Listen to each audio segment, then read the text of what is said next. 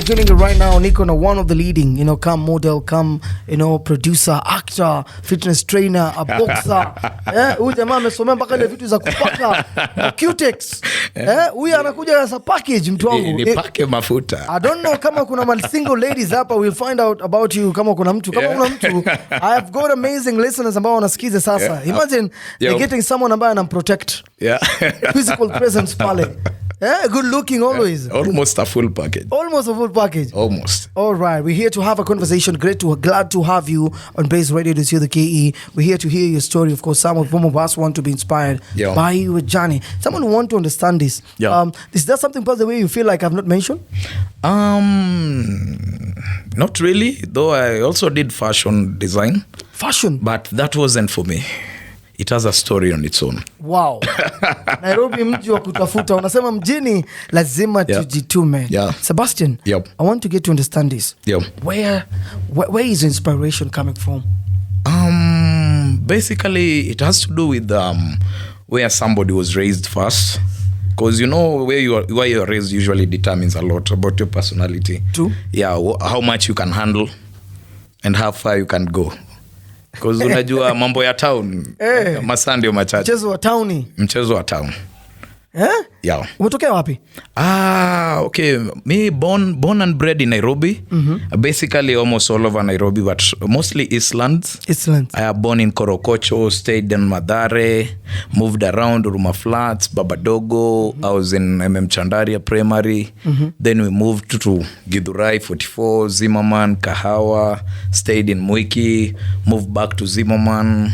It was fun growing up. How was it fun growing up? Because kila saa mzazi anakuambia tuhame. The reason ya kuhama ni kufungiwa nyumba ama ni shule ama nyumba imekuwa ndogo. Us as kids, we never really used to question much. Because kids that were raised during me, I'm a millennial. Okay. So millennials, we never used to ask much. Yeah? It was just, we are moving. So family issues also here and there, things I wouldn't talk about on live radio. All right. Yep. But it had a lot to do with the person that I am right now. All right. Because going back to Roysambu Primary, reason why I usually say my childhood was fun. Because when we were in class 5, there's this guy called, there's this guy, can't really remember his name. But Shikanda was in the national team playing rugby. So he used to come to our school with the rugby balls and teach us how to flow and play touch. My best friend Nick Suji's uncle was Tony Suji, was in the national team playing cricket. Wow. So they used to come with cricket balls to our primary school, teach us how to play cricket. At the same time, we were still playing football in Maisa. I played with Kahata in Maisa under 12. There was Eddie Moraya, there was Nzuki Nzomo, there's Lefties in Tusker, all those guys. So we were all over the place. 1 minute to go do 4, the next minute to go ball, the next minute we were all over the place. So we kind of grew up learning how to maneuver. I remember there was a time we used to walk all the way to Mukuru from Zimmerman, Kokota Blada.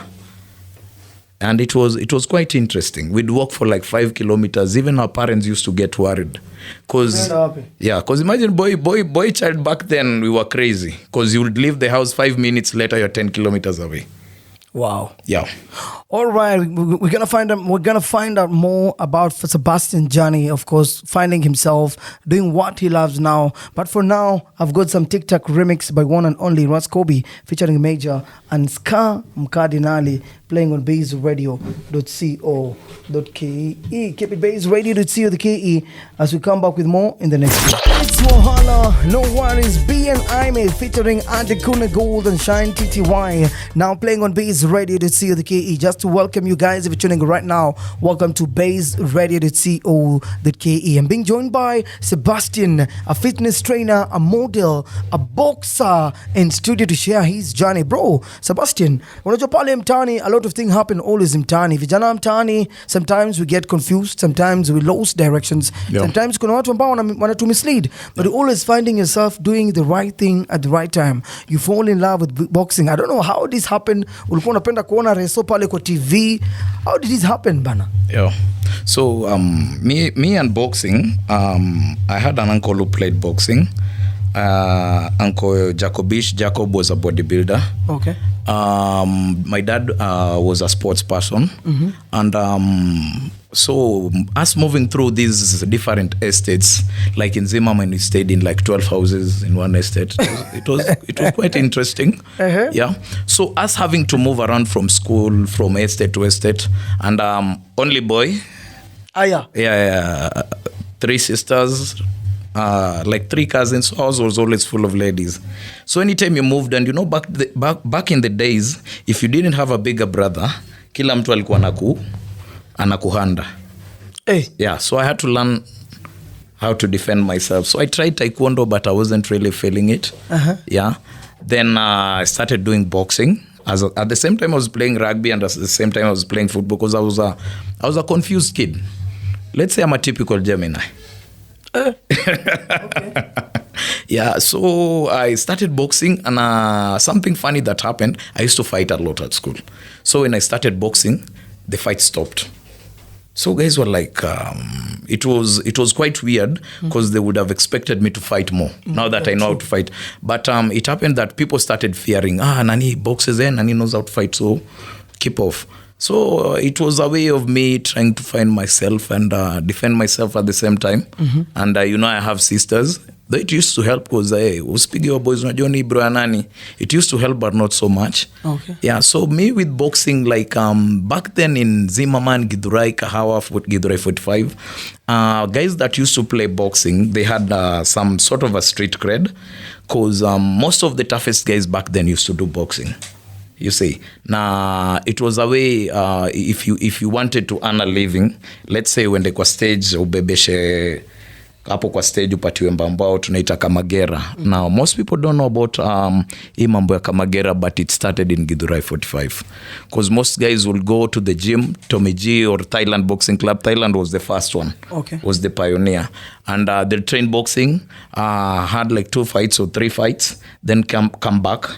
Yeah, then unaenda hapo stage, unabebesha gari, dondaki akikata kupea shilingi 10, 10 bob was a lot of cash back then. Unamuona wao. Gani hiyo tunazungumzia? Which year this? Back in I was a kid. I'm talking about early 2006, 2005, 2004, 2005, 2006. But before that time, you remember when the Mongiki were doing their thing? Yeah, I do. So the Mongikis came into play, and they had to push all the street guys from that area. So ukisikia like guys that have been raised there, wasemangi stage, wanasemanga shamba. So ilikuwa shamba. So when those guys came and they took over, there's a fight that I remember happened back when we were kids. On TV, it was Mungiki versus Kamjesh. Kamjesh ni wale mavijana wa mtaa? No, the media guys had to come up, coin something up. Because they couldn't understand, because this other side was Mungiki predominantly from a certain tribe. Okay. This other side had all the tribes. Unajua watu wa mtaani na pia walikuwa na. Yeah, so they managed to chase them away until that. Mungiki waliachana na sisemi walienda kabisa. Waliachana na shamba. But shamba ilirudia vijana. Because back then vijana walishikana, vijana wa maisa, vijana wa mtaani, maboxer. Back then there was something else. Yeah. So in a way it was a blessing in disguise of some sort, but people like us that grew up playing boxing and football, kulikuwa pia na ile pressure ya mtaa, because people are seeing you know how to fight, unaweza ona msee wo, so ulikuwa na attract unwanted crowds. Yeah, ulikuwa na attract unwanted crowds, because wewe walikuwa na nafasi, wewe ni roju, wewe ni mtu unaweza piga mtu hukalale, si lazima mdunge kisu 1-2 na umepotea, kesho atakumbuke jina yako, ama atakuona but utasema si wewe. Yeah. So but pia story ya crime, you believe saa zingine ni kitu unazaliwa nayo, cause kuna mtu utapata brother yake mkubwa ni mwizi, kila mtu kwa ni mwizi, but yeye sio mwizi, yeye anafanya mambo yake. So hizi vitu miona saa zingine pia ni choice, na watu pia wako tofauti. Unaona, ni kama drugs. Kuna watu maybe genetically wako predisposed to like addictive tendencies. So wanatafutanga kitu. Kuna research ilikuwa inasema like even young kids, if you want to know, angalia mtu yako addicted to gaming, ako addicted to maybe certain things. Inaweza kuwa positive things when they're a kid, but if you control the day atajua pombe ni nini, boom, Addiction inaenda huko. Yeah, addiction ina move in a shift. Wow. Yeah. We're going to talk more in the next few, but for now, ni Roho Yako 10 Stones featuring Mutoria NOT now playing on Base Radio to see you the KE. If you got any question for Sebastian, let me know on 0716250933. Mambo ni Bada Dan Most remix Downwards Redson featuring Jamaican icon Damako earlier on playing on Base Radio to see all the KE. I know most of you guys are wondering, oh Jamaa Sebastian, kwa anafanya vitu ngapi? Because Sebastian journey from the humble upbringing, moving around with the parents, settling in Nairobi. Sebastian kama mjui kuna maboy wake shule walikuwa nakuja kwao kuona TV. Yeah. Stories za mtaani tamu sana siku zote. Sebastian, mambo ya town. Now you transitioning. Mambo ya town. Mambo ya town hii. Transitioning now, introducing yourself to the other, the other side of life, modeling and acting journey.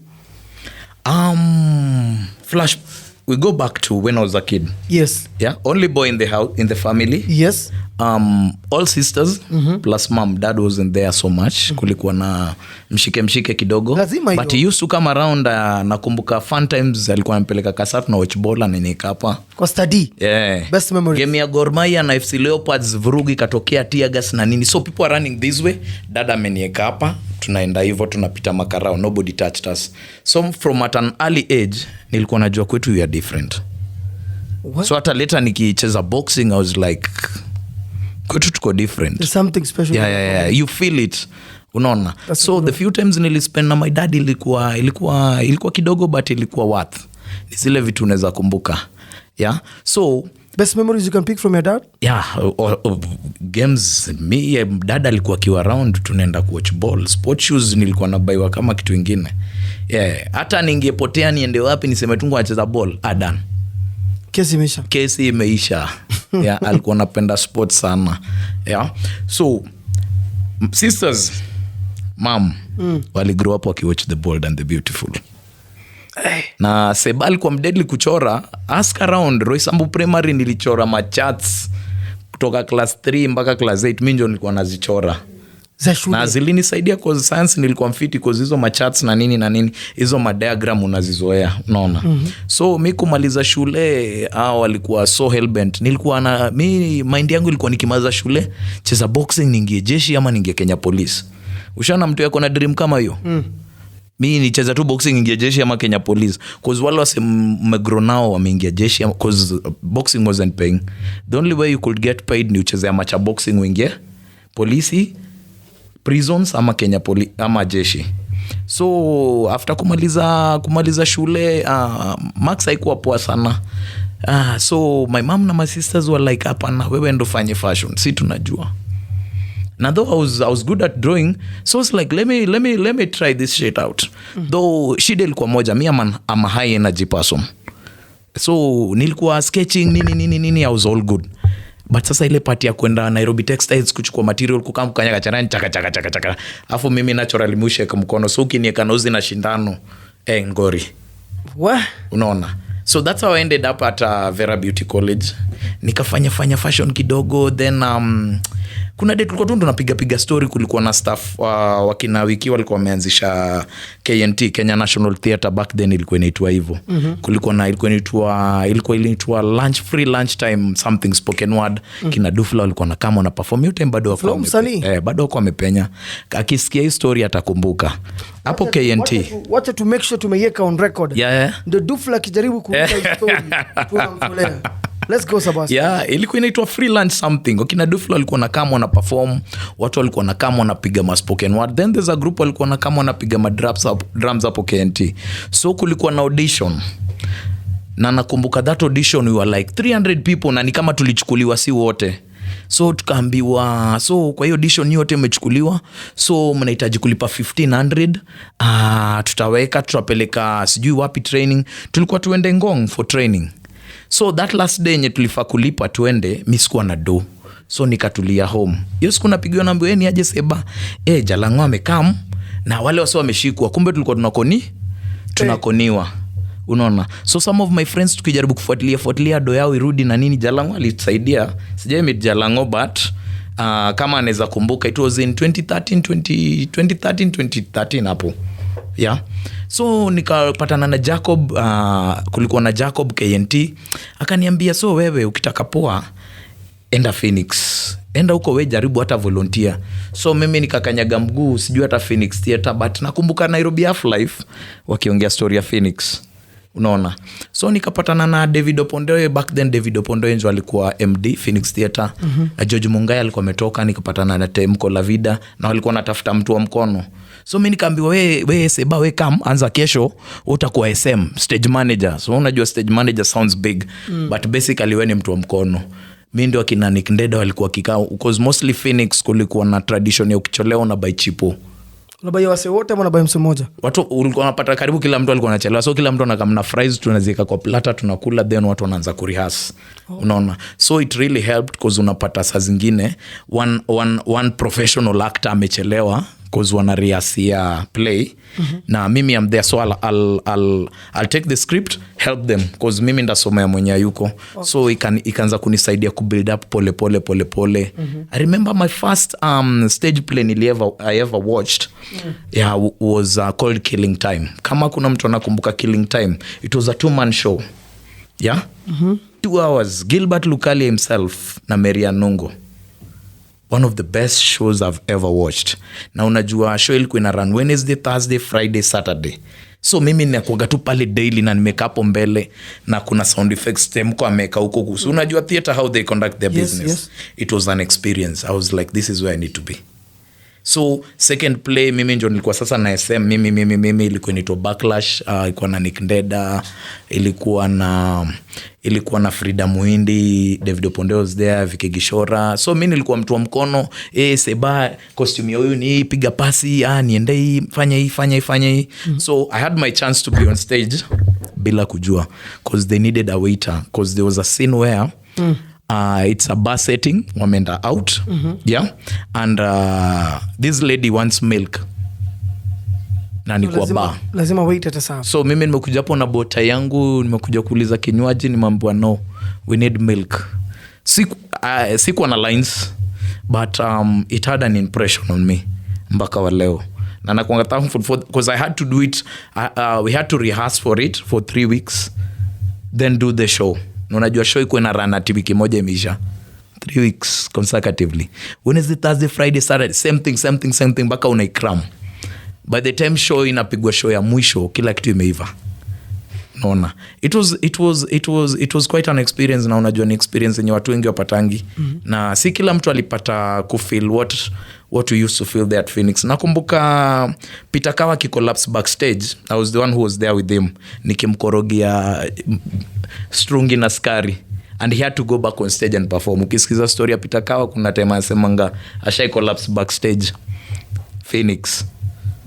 So nilikuwa naangalia struggles zao sana venye wanajituma, kwa unapata amekuwa on set, amelala on set akishoot movie nini, na kuna play na watu wanajituma. Na saizi ukiangalia back then Likarion, Wainaina, Brian Munene walikuwa wanachill tu hapo na sisi, na that's when I knew people were funny hapa nje. Mimi kwadhani mimi ni funny nikiwa mtoi, then you get to sit along these guys, then you're like you can't talk.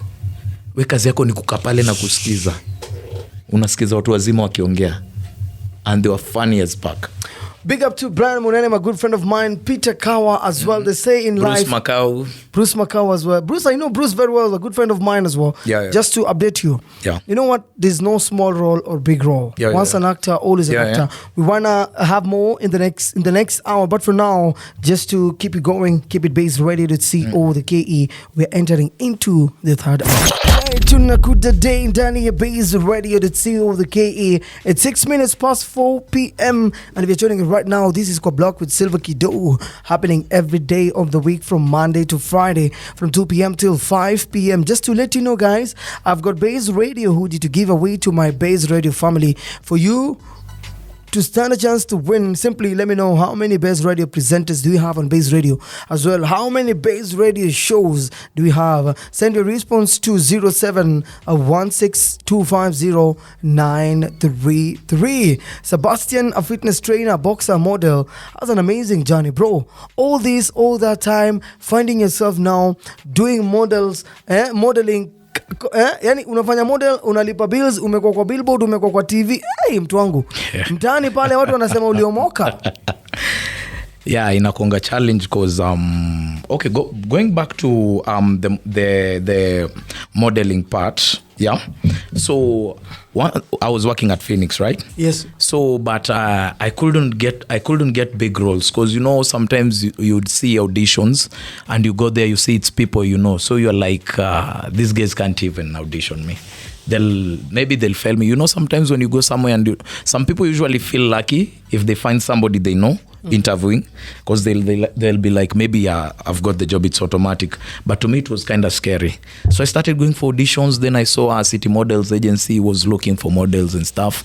Then I was like, wow, why not? So I went. First I applied, sent my pictures, everything, details. Then I was shortlisted. They called me in. So I thought I was going to do maybe clothing and stuff. So it happened they were looking for actors. Oh. Yeah. So I went, auditioned and stuff. That day, a funny thing happened. I was wearing a denim dungaree and a combat denim dungaree. Okay. And a combat t-shirt inside. So at that time I felt like the look gave me the job. You sure? Because one of the Wazungus was like, I like what he's wearing. I think we'll use what he's wearing for the shoot. Yeah, if you see that Crown Paint advert, it was playing back then in 2014, 2015. What is the name of the advert? Crown Paint Teflon. Crown Paint? Teflon. Yeah. Teflon, all right. Yeah. For it as we. So as Babu, shout out to Babu, but they're one of the best fashionistas. Brian Babu? Brian Babu. Awesome. Brian Babu was the one who was dressing us. And they had to get the exact dungaree like the one I was wearing, because mine was a short, so they needed a trouser. So in the back of my mind, even when we were shooting, it took a whole week to rehearse for just an ad. It took the whole day. No, not that. And okay. Sometimes things usually happen and you feel like the stars are aligning. Like this moment right here. Okay. I've always wanted to be on radio. It's your time, brother. Yeah, I've always wanted to be on radio. Yeah. Maybe with a little bit of training, you never know. You never know. We did that. Then after that, I went for another audition. We did an Encop Cash advert. But that one, we did it with the Kinakajetan boy. Okay. Yeah. We did it with the Kinakajetan boy. Then life happened. The money I got from these acting gigs, I bought some gloves and stuff, paid my rent. I was living in a small single somewhere in Mwiki. So I had to pay my at least 4 months rent, bought some gloves, then started training guys. So there was a friend called Baraza who had opened up a gym and he had no idea how to run a gym. They even had no idea what aerobics is. So I went in and they hired me. I was getting paid $3,000, but at least the boxing money I got to keep. So it was kind of helping me maneuver through, because acting is weird. You can be an actor, but you'll get like 1 gig a year. You sure? Sometimes it depends. Maybe if it's your year, you'll get plenty of gigs. Back to back. But it's not, back then it wasn't that sustainable. You couldn't just sit there and say you're an actor. You had to do something to complement that. Yes, true. At the same time, I'm training guys. So when I started getting like training gigs and stuff, I did some SEE certification. So I became a certified trainer.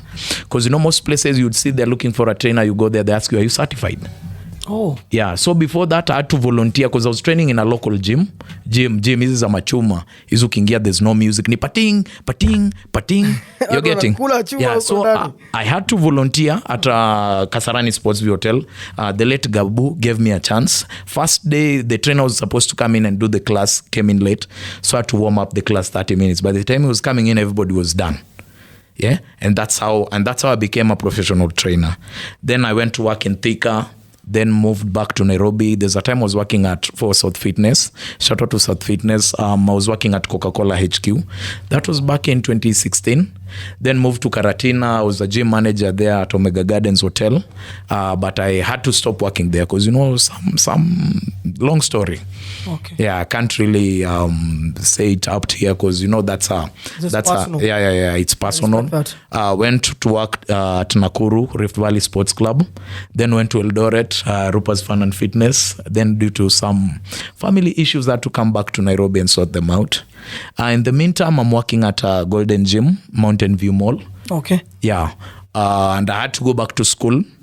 So recently I enrolled at Zoezi School. Shout out to Zoezi School, by the way. They are very nice. Zoezi Fitness School. Yeah. Because it usually poses a challenge because you find some of us, you have like 8 certificates, but it's just a certificate. So you need to upgrade a little. Oh. Yeah, because nowadays corporates are embracing fitness. And you see every time when they shortlist, they want people that have maybe a diploma, a degree in sports science and stuff.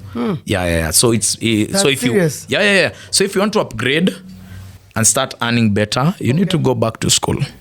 Wow. Yeah. So in the meantime, that's what I'm doing.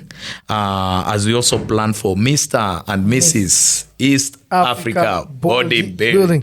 Keep it that way. Keep it that way. We're going to come back to discuss more now on Mr. and Miss East Africa Bodybuilding that is set to happen in Eldoret. It was possible. But for now, let's enjoy some good music. I've got some Nita by Nikiwa Nado, Manina Do, Risky Nameless featuring Reckless. Mikasi Mizuki, earlier on playing on bass radio.ca. That was by legendary Nguea. Earlier on playing on bass radio.co.ke. If you're joining right now, we are last in the third hour. It's 22 minutes past 4 p.m. Na bado niko ndani ya studio na Sebastian. By the way, if you don't know, Sebastian journey is a unique journey, by the way. From a boxer, street boxer to a well-trained boxer, akaanza modeling, akaingia acting, akarudi bado commercial modeling, amerudi shule anasoma pale fitness pale Zoezi School. Sahi yuko pale Grace brain behind Mr. and Miss East Africa Bodybuilding contest that is set to happen in Eldoret. This is the 3rd edition. Bro, Sebastian, let's talk about this coming up in our contest, Mr. and Miss East Africa Bodybuilding contest. I believe so. This is the 3rd edition. Registration is still ongoing. Ina happen wapi kwanza? Na ni nini about bodybuilding? Sarit Expo. Okay, what's happening this time? Last time what happened, it was an all natural. So it was a natural bodybuilding competition in East Africa. But the guys that ended up winning number 1 and number 2 were from Tanzania. So when the test results came back, we discovered walikuwa wamejuice. What do you mean walikuwa wamejuice? Walikuwa wametumia unrecommended inaweza sema unrecommended substances, because unajua ile ilikuwa natural venye huko. Ni chuma na chakula peke yake. Na pia it wasn't that big, because you see like they felt like they were limiting some people na wakagundua we have so many bodybuilders who just want a purely bodybuilding, no holds barred. So that's where the 3rd edition came in. Secondly, it used to happen in Eldoret. Okay, Eldoret is a nice place. We used to get crowds, but we wanted to make it bigger and better. So what do? You bring it to Nairobi, the capital of East Africa. Because I don't think there's any town bigger than Nairobi in East Africa. No. It's me thinking. Sisemi it's the biggest, but bringing it at Sarit Center, there's a target market tunaangalia. Na unajua pia most company are based in Nairobi. Yes. Na unapata even when it comes to corporate sponsorship and stuff, ndio they'll want to sponsor, but ukipeleka show huko mbali wana feel hakuna the right eyeballs. You're getting. Okay. So it was also a strategic move. Yeah, na pia most competitors, most guys that usually participate in the bodybuilding event are usually from Nairobi. So what do? You unawaleta event home. So it's another way to have it home. Yeah. Why this time mkifanya Nairobi? Yeah. Why? Nairobi has the biggest crowd first. Na hakuna place Kenya watu wana understand bodybuilding better than Nairobi. Because most of those other places unapata ndio fitness ina grow. I'm not saying Eldoret watu wajui fitness, that's the home of champions. Yeah, but when it comes to bodybuilding, it's well understood in Nairobi. Plus also a change of scenery. Maybe next time itaenda Mombasa, you never know. Ende Kigali, Tanzania, you never know. We don't know. Yeah. Talking about bodybuilding, I want to understand this. Yeah. E-bodybuilding, are people running it, doing it professionally? What does it entail to be a bodybuilder? Yeah. Because unagatua so wanafanya Yeah. There are various things the judges usually look for, cause si kukua tu mbigi, cause kuna the biggest guys you'll see ni wale wanafanya strongmen, wale wana lift the heaviest weights. But bodybuilding, there's a certain way you have to look, there's a certain, kuna vitu zinaitwa muscle maturity. Muscle lazima ikuwe imekoma, lazima ichukue that ka shape.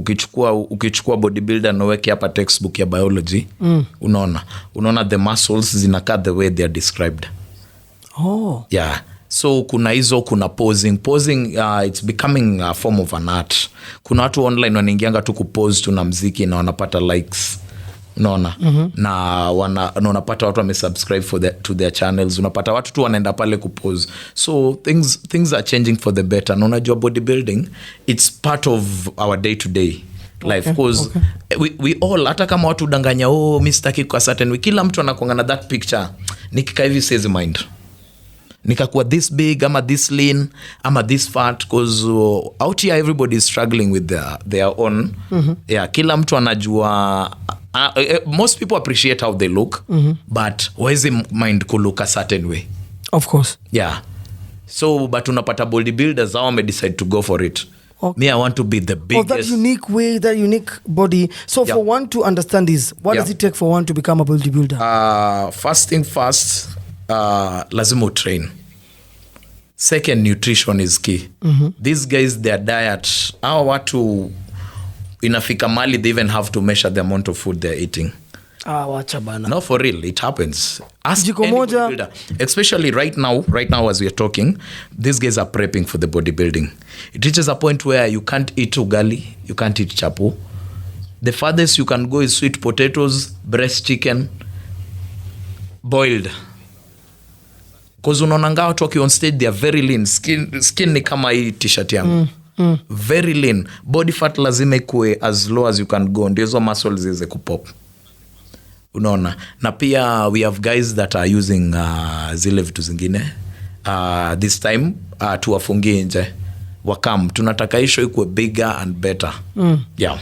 We're going to wind our conversation in the next link. Yep. But for now, it's My Jaber had the band featuring Breezy playing on bass, ready to see the king. Nasikia ku dance, mide na nirusu ni dance moji shot baba featuring Jabby D, Diddy Man and Timeless Noel earlier on playing on bass, ready to see all the KE. Before I play for you upcoming next song, Mukando Bahati featuring Enos B, let's wind up this conversation with Sebastian, a coach, a fitness trainer, a model. Right now, brain behind Mr. and Miss East Africa that is said to happen on 12 October, Palace Reed Center. Sebastian, if someone wants to reach out to you, I know for sure you offer private, consultation as well. You are a private trainer. Yeah. How can someone reach out to you? Mostly on my Instagram at 61 Sebastian, at Facebook Coach Saba. Coach Sabah. Yeah, or you can find me at Golden Gym Mountain View Mall. Golden Gym Mountain View. Yeah. The year is coming to an end. As Sebastian, have you achieved something you always wanted to achieve? A lot, basically. Like me going back to school. Because it's something I was supposed to go back in 2015. Yeah, how many years later? Around because that's when Zoezi was opened. 2016, 2015. And I remember talking to the owner. We were just making story. I'm like, I'll be one of you guys. I'll be one of the first guys to enroll in your school. Yeah, we had started a Fit Park. Fit Park was an association for fitness trainers because there wasn't any. Okay. So they were trying to come up with something at least to support local trainers because the industry is messed up and it's controlled by gym owners. And plus people don't take trainers as seriously as they're supposed to. Yeah, though trainers tunapenda jokes, but it's serious. It's a serious business because if you go to abroad, fitness trainers ni maselebu kwa nje. Are you looking forward to maybe a locale to look for greener pasture? Oh, not really, because I always feel like my kismat iko hapa. Because looking at all the things I've done, nakuanga na grace ya God, wasiteseki sana kuingia na into something. Okay. Yeah, I'll just try it because every time I try something, I'll try and give it 100%. So things usually work out. Because like in Eldoret is home. Things are good there. I've got so many clients there. They were angry at me for leaving. Though I'm still a trainer at Rupert's Fun and Fitness. Okay. The main sponsors of Mr. and Mrs. East Africa Bodybuilding. And the person that came up with the idea for the bodybuilding is a trainer like me called Robert Wafula. Shout out to Roba. Big up, Roba. Jidraf Gakuru, gym manager, Nebat. And those other guys. Basically, it's not like a one-man show. There's a team. Yeah, there's DJ Worship, the marketing department. There's so many guys. There's our former general GM who was there in the first one. Who else? We had so many guys. We have Madam Simran. She came in handy, but she left before the first event, but she really played a big role in it. Roba, those guys, they don't sleep. Like right now, they are everywhere. In Nairobi, they're doing their shit. Yeah. So me, despite me being in Nairobi and Nairobi being home, I had to try as much as I can, because most of them, Eldoret is home. Yes. Me, Nairobi is home and Eldoret is home. So when I'm here, at least I'll find ways of maneuvering, peleka posters here and there, nanini. I've been seeing Akina Nico. They're doing an amazing job trying to market the event. Yeah, everybody is playing their part. Everyone is playing his part in life. Now, Sebastian, as we wind up, I give you an opportunity maybe to big up one of the good friends, people that have mentored you, people that are behind your success and journey. When it comes to fitness, I have so many guys. I have so many. I was with an old friend of mine, Tongo Fitness, Coach Theory for teaching me boxing, Coach Mamba Kayole, coach kickboxing coach, Coach Juma, my team back in Eldoret, the guys I used to train with in Nakuru. So the list is long. It's endless, and me being a person that has been everywhere, you can't mention everybody. Okay. Yeah. This is Bays Radio. We are 254 to the core.